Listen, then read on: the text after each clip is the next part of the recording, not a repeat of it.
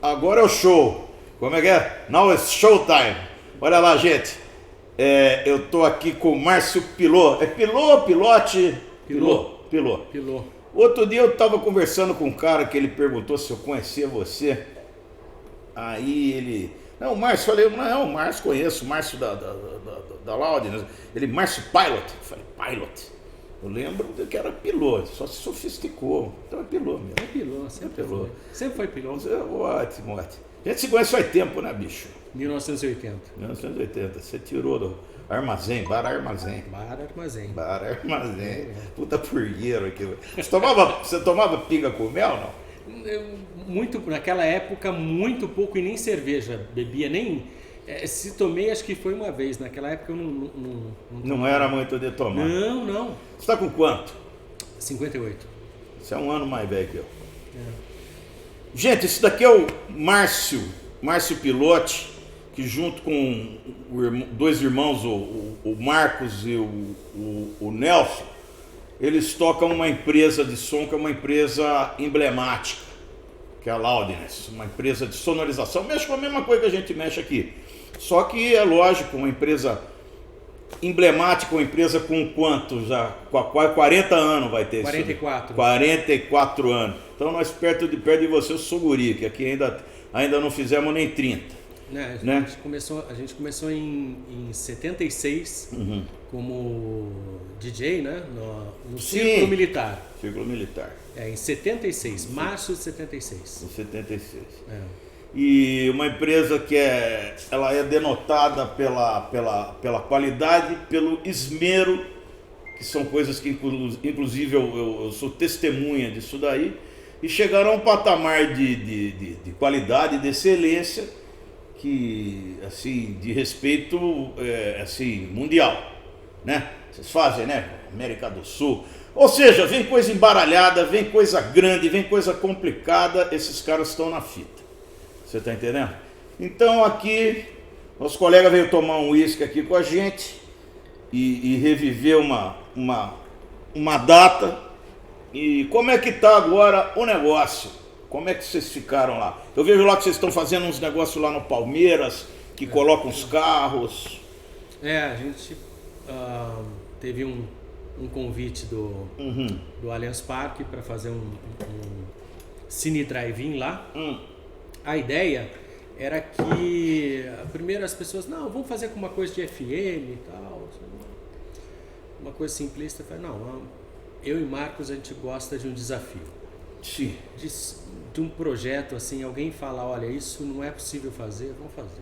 Aí a gente inventou a história, não sei se você lembra aqueles driving que tinha aqui. Cine Scorpio, já falei para todo mundo. Exatamente. Que você pagava. Porque a negada não ia lá para ver filme, a negada ia para namorar? Chegar junto. Mas você punha... era a caixinha do lado. Tinha uma caixinha que você punha do lado, né? Então, com essa coisa de pandemia e tudo, nós pensamos, o que a gente vai fazer? Vamos fazer um sistema, um drive-in dos anos 70, 60, 50 e 70 americano, revisitado. Então, nós fizemos um sistema que cada carro tem um sistema estéreo, mais um sistema frontal, mais subwoofer. Né? O frontal é o PA. É o PA. Né? E no caso de chuva, nós temos dois transmissores de frequência modulada, porque as pessoas vão precisar fechar o vidro. O caboclo vai sintonizar lá no carro dele. Exatamente, a pessoa sintoniza no carro e acaba rolando. E acaba rolando, quer dizer, está garantido de toda forma. Bacana é assim que, por exemplo, você tem um subwoofer que te dá uma sonzão. Um envolvimento, né? Sim, assim, sonzão. Não é aquela caixinha lazareta que tinha no Cine Scorpio. A puta. Eu gostei do adjetivo dela. Aquela caixinha de abelha, né? E tudo, claro, cada rua tem seu delay, né? Tem um delay correto para você ter o... a gente pode falar verborreia técnica aqui? Não. É pra falar, bicho. Então, aqui é completamente informal o bagulho. Nosso propósito é não ser aquela coisa quadradona. Você tá entendendo? A gente fez de uma forma que o som chegasse no mesmo tempo nas caixinhas que estavam ao lado dos carros com o subwoofer, o sistema frontal. Então Sim, nós tivemos sim. que atrasar a cada rua. Sim, sim, fazer o delayzinho. Então tem lá um rack lá com os 4 Galileus, porque é tudo estéreo também, né? Cada rua tem seu tempo. Galileu o que é? Tipo um SPX? Não, o Galileu é um gerenciador de sistema da Sim. Meyer Sound. Da Meyer. É. Bacana, bacana. Vocês não trabalham com tranqueira, só coisa boa, né? Ah, é. Vocês chegaram a fabricar caixas? Martelar caixa? Nossa, e como? Bastante, Como a né? gente construiu caixa desde o começo. Sim, sim, sim. Paramos de construir caixas em 90, quando nós compramos os primeiros monitores importados. Turbo Sound. Turbo Sound. Eu já toquei pagode com aqueles monitores atrás de mim, lá no Guarani. Toquei com banda de pagode, vocês que estavam fazendo som, no Guarani. Que legal. Porrada, puta som, porrada. Cheguei lá, aqueles Turbo Sound azul desse tamanho. Pisava no bumbum, falou que puta cacetada de som. Tocava com uns malandragens aí, Marquinhos Sargento Charuto. Se vocês verem, vocês vão lembrar. Na época, Pagodeiro. foram os primeiros importados do Brasil, que até então a gente só construía. Só Todas as martelava, é lógico. todo mundo construía seu próprio sistema. E essas caixas, os primeiros que a gente comprou, eram os mesmos que o Pink Floyd tinha usado um ano antes numa turnê, o mesmo modelo, né? Claro. Entendo. A gente comprou exatamente... Turbo Sound é inglês, né? Inglês, Puta som, inglês. né, bicho? Puta Era, som. é Da muito máquina, boa, né? muito boa. É uma porrada. E fala pra mim, como é que tá o negócio hoje? Vocês que é uma empresa, tudo que é grande, tudo que dá muito dinheiro, também gasta muito dinheiro. Vocês faziam... Porra, você lembra que vocês tinham uma porrada de Sesc? Aliás, tinha turboção de pendurado em Sesc lá, umas caixas quadradas de vocês. Uma vez nós fomos ver o Johnny sempre Alf. teve. Ou Johnny Alf. Nós fomos, tinha umas caixas penduradas com cinta. Não lembro que Sesc que foi. Esse show, quando eu ia, quando era mais moleque, a gente sempre já ia daquele jeito, então não sobra muito na cabeça. Você viu o Johnny Alf e eu não vi. Não viu? Não, mas também eu não vi um monte de coisa que eu queria ver, né, bicho? Eu não vi o Miles Davis, eu não vi o Art Blake, eu não vi um monte de coisa. E agora também não tem mais nada pra ver, né, bicho? Sobrou pouca coisa. Um ano a gente fazia o Free Jazz Festival, né? Naquele ano vinha o Miles Davis. E o Miles Davis não veio. Não veio. Eu fui num festival do Toy. Sim. Eu fui no festival.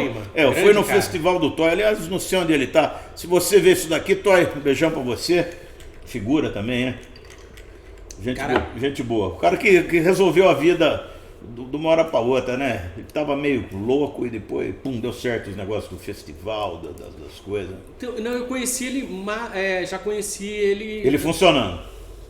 Eu conheci ele. ele, não tava funcionando ainda. É um cara apaixonado por música. Ele morava numa fazenda. Eu namorei uma prima dele, e tinha na fazenda, ele morava numa fazenda que tinha a casa dele lá. Ele, porra, sentando o pau lá, eu ia lá, aquele pessoal careta, né, fazendo aquelas coisas de família, ia pro outro lado lá, e ficava com o Thor lá, fumava um. E ele, um grande produtor. Deu certo, né, os bagulhos, né? Nossa, cada coisa linda. Coisa boa, né? Fazia coisa boa. Começou a fazer aqui em Campinas, né? Com aquele Cavijaço. Não sabia, não lembro. Era aqui em Campinas. Até o Renato que fazia som pra ele. O Renatão que fazia lá fazendo convivência, que trazia gente, trazia convidados. Tem uma peça histórica que o Márcio Montarroz veio tocar aqui. Grande Márcio Montarroz. E deu um puta problema com o Bebeto, com o Jaime. Deu um problema que o Márcio mandou uma fita pra eles. E o Márcio chegou aqui, os caras não ensaiaram, ignoraram o negócio e queriam tocar outra coisa, que deu puta confusão. Os caras foram ensaiar em casa. Aí o Toy deu um dinheiro pra um cara e comprou uma garrafa de uísque. Eu falei, bicho, já tá uma merda, você vai mandar trazer uísque, vai piorar tudo. Não, às vezes melhora. Difícil. Mas, pô, o Márcio Montarroz, o nosso Flugelhorn, maravilhoso. Puta grande músico. Puta que... O Brasil tem grandes músicos, né, cara? Tem. A pena que às vezes, porra, a gente não consegue dar suporte pra isso daí, né, cara? Mas eu acho que o problema da arte não é um problema só do Brasil, não. É um problema mundial, viu? É mundial, né, cara? É mundial. Acho que a gente tem uma coisa diferente na música, né? Nas artes a gente tem um jeito diferente de pensar. Eu diria assim que é um pouco mais orgânico, né? Não é tão... tem técnica, mas tem muito sentimento.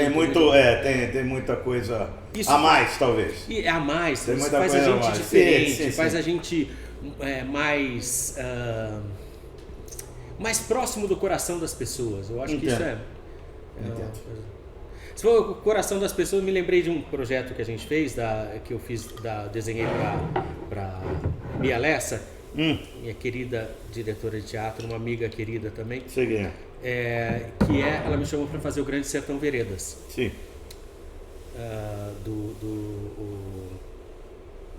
E a estreia do Grande Sertão ia ser na rotunda do CCBB, do Banco do Brasil, no Rio. Sim. Então você imaginou, o prédio tem 30 metros de altura, uma acústica de um prédio de 30 metros de altura, redondo. Como que a gente ia sonorizar aquilo? Tá? Então eu acabei bolando uma forma de fazer em que a plateia ficava toda de fone de ouvido. Entendo. Isso.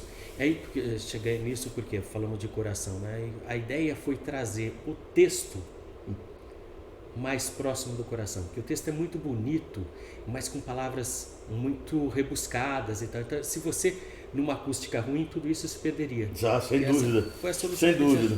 Trabalho bonito. E fizeram isso com fone?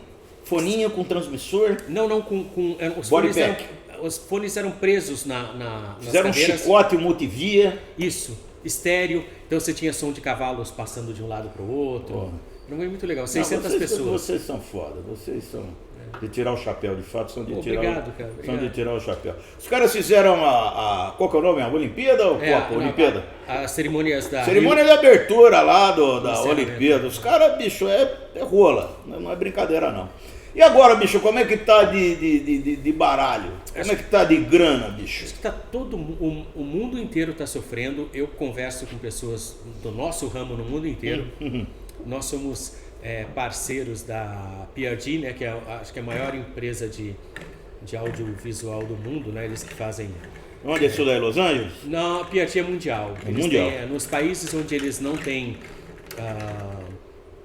escritório, eles têm muitos clientes corporativos e eles precisam de parceiros que atendam esses clientes. E aí, a parte do áudio, eles fecharam com a gente. Isso já tem 8 anos. 8 anos que a gente representa a PRG no Brasil. Agora, em novembro, nós fechamos uma representação com a Clare Brothers, que são duas empresas diferentes. A PRG é mais para o segmento corporativo e a Clare Brothers é show. É mais show business. Aqueles monitorzinhos, Clare famoso, né? Até hoje usa um puta som, né? Drive desse tamanho, né, bicho? Isso. Pá, o cabelo voa pra trás, né, bicho? Eles desenvolvem sistemas proprietários muito impressionantes. É foda, né? Muito bom, muito bacana. E um pouco da Loudness, bicho. A Loudness, ela surgiu aqui em Campinas, Sim. né? Ela surgiu aqui em Campinas, ela trabalhou um tempo. Eu lembro que vocês pegaram um grande negócio aqui com a Sinfônica aqui, foi isso? A gente começou mais ou menos assim. Quando fizemos a coisa de discoteca, até festa de Unicamp vocês fizeram. Sim. Eu também fiz um monte, até pararem. Até mais ou menos 79. Aí o que aconteceu? O movimento disco no mundo inteiro, no Brasil caiu, nos Estados Unidos também caiu, sobrou alguma coisa nas pontas, lá Nova York, Los Angeles, mas na Europa se manteve, mas aqui a gente não tinha. Qual era a alternativa? Fumar ou não fumo? Não fumo, obrigado. Posso fumar, né? Vai morrer. Um fogo pra mim. Aí partimos para música ao vivo. E aí alguns clientes que usavam nossos equipamentos, nosso serviço, nos propunham, vamos fazer um festival, tal. Para encurtar, em 79, cuidado para não machucar o garoto. Não. Em 79 a gente começou fazendo festivais no Círculo Militar e tal. Em 80 a gente teve um convite da Sinfônica de Campinas para fazer um concerto. E a gente não tinha aquele material todo necessário, mas bom, desafio é desafio, né? A gente sempre foi de tocar desafio. Desafio diário. Aí fomos lá. Alguns microfones, um monte alugados e tal, não sei o que. O mais importante é o seguinte, é que com um material muito pequeno e muito simples, resolveu o som. A gente fez um trabalho que agradou de alguma forma a orquestra. Aí começa, claro. Mas vocês têm cultura, vocês são de uma família que tem cultura musical. O grande problema que eu acho de orquestra, de jazz, esse tipo de coisa, é o conhecimento. É mais o conhecimento do que essa parafernália, você tá entendendo? Você tem que saber chegar, você tem que ouvir, né? Não é só o material. Não, o material o material é com o quê, né? Agora o como, né? O como, Samara, isso É. é bem complicado. Aí começamos a fazer alguns concertos, aí investimos, vimos quais eram os microfones que deveríamos ter, as caixas acústicas, e começamos a investir nisso. E vai encurtar um pouco, isso foi em 80, né? Em 83, nós já fizemos o primeiro concerto internacional que a Laudens fez, foi a Orquestra do Concertgebouw de Amsterdã, no Ibirapuera, né, na Praça da Paz, né, na época que podia fazer música lá, era maravilhoso, né? Sim. Um espaço enorme. Tem muita coisa boa que a gente não sabe o que acaba, né? Não, acabou lá, acho que é uma questão de preservação do parque e tudo, e colocaram em outro lugar, mas lá era maravilhoso. Fizemos isso em 83. E acredite ou não, naquela época foi o primeiro concerto ao ar livre dessa orquestra do Concertgebouw de Amsterdã na história da orquestra. Nunca tinham tocado ao ar livre. Sempre nas casas. Sempre e no Brasil foi um desafio, fizemos e deu Rolou, muito certo. Começamos a fazer, aí em 87 já fazíamos Filarmônica de Nova York, aí o Zubimeta gostou muito do nosso trabalho, ele veio com Israel. E você pilotava, eu lembro. Você sempre pilotou. Marcos, eu e Marcos. Vocês põem o dedão na porra lá. Quanto tempo tá, João? 16. Vamos lá. E era uma coisa assim, eram 2, 3 mesas, né? Então, você Emendava uma na outra. uma na outra, assim, aí Eu fiz muito isso, meter uma maquina na outra. Aí a música clássica tinha uma coisa interessante que é o seguinte, por ser um corpo grande, né? Difícil você pegar e falar, vou fazer um soundcheck aqui, quero ouvir os violinos, tal, como se deveria fazer em qualquer lugar do mundo. Mas eles chegavam e atacavam. Então você tinha que estar pronto. Eu faço assim também. 1, 2, 3 e foi e tal, e chegava assim nos primeiros 3 minutos a coisa já estava equilibrada. Já estava funcionando. Mas como que a gente fazia? Naquela época, vocês aí que conheceram consoles digitais, né? Naquela época a gente fazia com mesas analógicas, né? E que ainda hoje até faria. Eu adoro, né? tem umas carroçonas aqui, zero, tá tudo novo. Você sabe que a gente faz o Andrea Bocelli na América do Sul e o engenheiro de som do Andrea Bocelli, que é um gênio, criteriosíssimo, só usa console analógico. Ele usa 2 XL4 Midas. Vocês ainda têm isso daí? Temos? Temos. Eu lembro que uma vez eu vi eu tenho uma Midas, mas não é dessa daí, né? Nossa, é uma Legend. Mas é mesa bacana. mais nova, bacana. Bacana. Mas essas daí pesam 300 quilos. Ou mais. Essa mesa é uma cacetada. Mas- Só aquela transformador que tem atrás, a caixa dela, o acoplamento dela, é um tinha negócio maravilhoso. os- Vocês ainda tá lá conservadinho. Exatamente, Funciona. ainda usa, funciona. E aí, como é que fazia? O maestro atacava, tipo assim, ou eu ficava com as cordas e o Marcos com madeiras, metais e percussão, ou trocado, né? Isso a gente punha as consoles assim, uma do lado da outra, dava alguns metros de console, né? E era assim, é assim que a gente fazia. Sentava a bota. Mas é interessante, né? Você vai se acostumando tanto com o desafio que daqui a pouco você quer algo mais, né? Assim, algo mais. E cada concerto que aparecia, aí os internacionais vieram com uma outra filosofia que eles passavam o som. Eles chegavam antes, 1 hora antes do concerto, passavam o som durante 20 minutos, iam fazer seu lanche e tal, e depois voltavam para tocar, né? Sim. Mas meio que um protocolo. A Jazz Sinfônica também fazia assim, tinha coisa. Mas a maioria deles, das orquestras, e principalmente a... Pô, gelinho. Não, tá bom. Tá gostoso. A maioria das orquestras não passavam som, era... Na cacetada. Mas é muito maravilhoso. Eu lembro que uma vez eu fui num concerto, vocês estavam fazendo, eu não lembro o que era. Eu lembro, quando eu estava começando a trabalhar com isso daqui. Então você pode pensar que são uns 25 anos atrás. Eu ainda tinha as minhas maquizinhas, bem pequenininho, né? Depois a gente foi assumindo uma condição maior, né? Mas eu lembro que eu fui ver vocês, eu lembro que estava você, não sei mais quem que estava na mesa, mas vocês estavam num puta perereca, eu nem fui lá encher o saco de vocês. Mas a primazia, né, que vocês sempre trataram a coisa, que eu acho que levaram vocês a essa condição, a esse patamar de uma empresa de classe mundial, né? E o que eu ia perguntar para você que me fugiu a cabeça, mas agora voltou. Campinas tinha aquele Teatro São Carlos, que era um teatro de ópera, e foi derrubado. Sim. Depois montaram o Castro Mendes, depois montaram o Convivência. Eu não lembro. O teatro de ópera nós não pegamos, mas não. Uma opereta, né? Disse que era uma gracinha, né? Isso era muito bacana. Falaram que era uma gracinha. Deve ser parecido com aquele, deve ser um pouco menor que aquele teatro de Ribeirão. O do São Pedro? Talvez deve ser do tamanho do Teatro São Pedro ali do Barra Funda. Deve ser daquele tamanho. Não, como que chamou de Ribeirão? De Ribeirão é Dom Pedro. Dom Pedro. O São Pedro? Tá, São Pedro ali da Barra Funda, ele é um pouco menor. Eu acho que é um teatro com aquela planta. Teatro clássico. Clássico, com aquela planta, coisa para 700, 800 pessoas, nas frisas, tudo, eu acho que deve dar isso daí. Um teatro desse na cidade de Campinas. E derrubaram.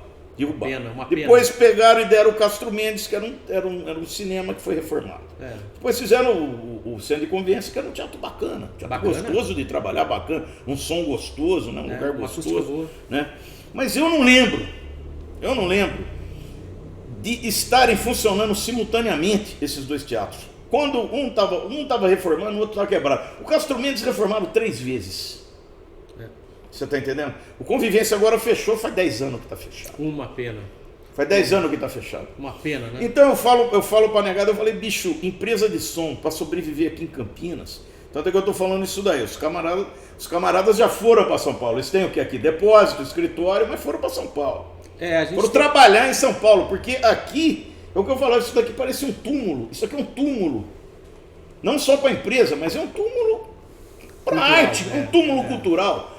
Você está entendendo? E a classe é impotente para reagir. A classe artística é impotente para reagir. Ela não consegue reagir. Ela não consegue pôr o pau, falar, nós queremos pelo menos o mínimo que seja esse pequeno equipamento, que sejam esses 2 teatros aí.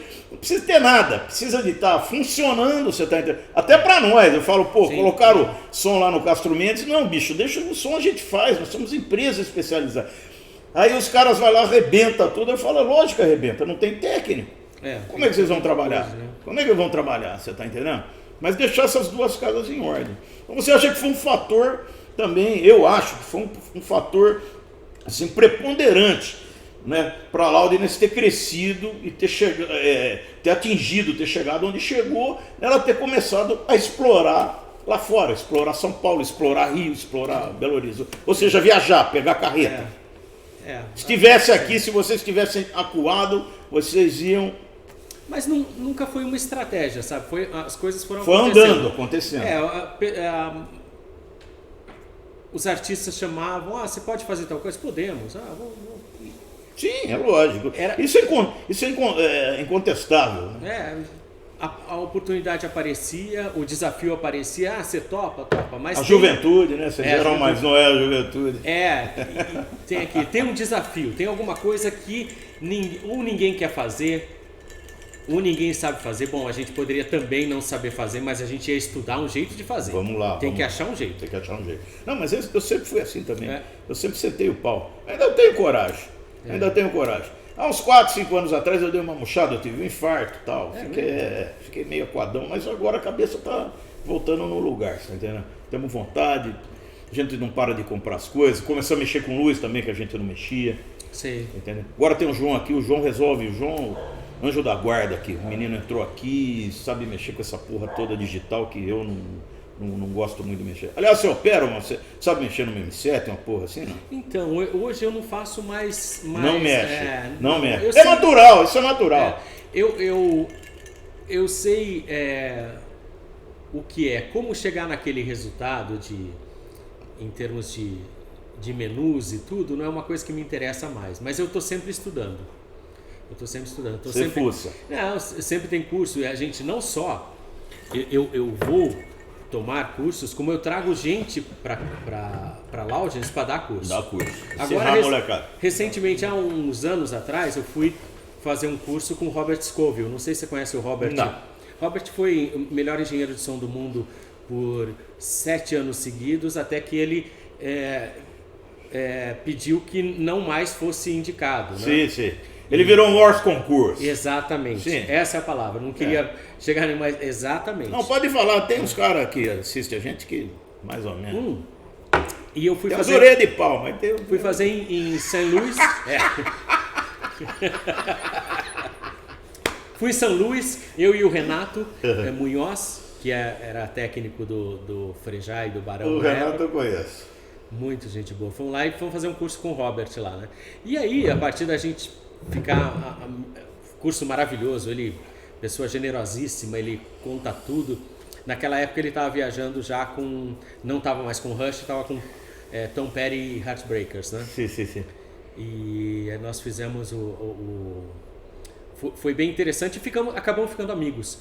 E aí ele sempre que vinha para o Brasil, a gente ia para lá, eu sempre encontrava com ele, sempre tinha uma noite para jantar com ele. Aí recentemente eu trouxe ele para dar um curso aqui foi ano passado, foi acho que setembro do ano passado, nós trouxemos ele para dar um curso aqui na Loudgens. Foi bem bacana, bem bacana. Muito bom. Bicho, o nosso negócio aqui é curto, você tá entendendo? Eu tô muito feliz de você ter vindo. Pra rapaziada aqui, é um puta negócio legal. Não só não só pela empresa, que de fato é uma empresa de referência, mas também pela sua pessoa, né? Pros seus irmãos, que são também caras hiper bacanas. Eu tive com o Marcos também outro dia no Alma. Aliás, vai estar o pessoal do Alma Coliving, vai estar aqui com a gente também. Música da maior qualidade. Um pessoal bacana, trazendo coisa bacana, você tá entendendo? E o que a gente gostaria de passar e com essas o preâmbulo com o que acontece aqui é que a gente possa cada dia melhorar essa cidade nossa aqui. Você é campineiro? Nasci aqui. Campineiro, né? E que a gente possa melhorar esse negócio aqui. E para isso que a gente traz esses caras aqui só para dar um alô aqui pra gente. Marcião, obrigado. Tintim, hein? É isso daí. Fica ligado, se inscreve no nosso canal, que aqui não tem conversa mole. Espero voltar. Beleza, vai pelo menos para tomar um. Tio, de novo. Boa. Isso daí.